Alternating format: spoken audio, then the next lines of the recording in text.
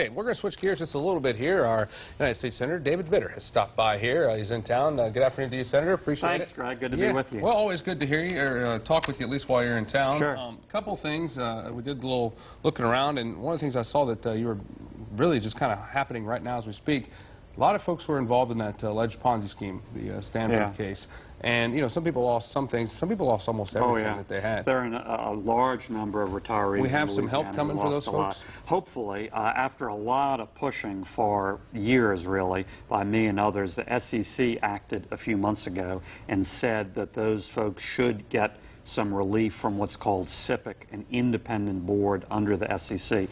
Now SIPC needs to act. I've been trying to push them to act, also helping them negotiate with SEC to come up with a positive resolution that will help the victims.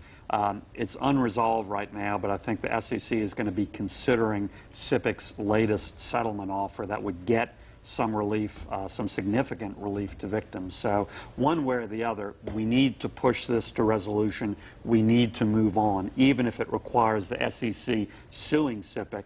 That needs to happen so we can move on and try to get some very necessary relief to victims. Yeah, because some of them are running out of time. They're older and stuff. Yeah. Let's talk about a victim of a different kind. I know that you and your counterpart, Mary Landry, talking about the seafood industry and trying to get folks to kind of realize that, hey, come on, it's safe around here. Yeah, Louisiana seafood and those associated with it are still suffering from the spill, and that's unfortunate. It's because of misinformation, bad information, and unfounded fears around the country that are keeping folks in other markets, restaurants, others, from buying Louisiana seafood. So I've spearheaded a letter. All of the Gulf senators are on it, demanding that the FDA get more involved, more aggressive, getting the word out that Gulf seafood is perfectly safe, which is the case.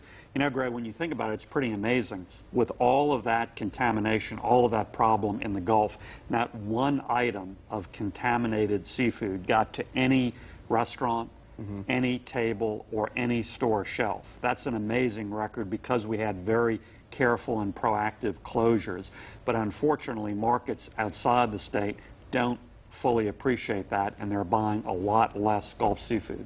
So something you'll be working on. Yeah. Well, have you, the presidential field, have you found your guy yet? No, like a lot of Republican voters, I'm still trying to decide and waiting to see how it develops. It does look now like it's narrowing between Mitt Romney and Newt Gingrich as we go into Iowa. You're happy with either one of those folks? Yeah, I mean, I believe we need a new president, need to replace President Obama, so I would support whoever the nomination process comes up with. All right, sir. Thank you very much. Thanks, Greg, very much. Enjoy your time here with the folks, and we'll see you next time you stop by. Yeah, go Saints and go Tigers. Yes, indeed. Could never go wrong with those folks.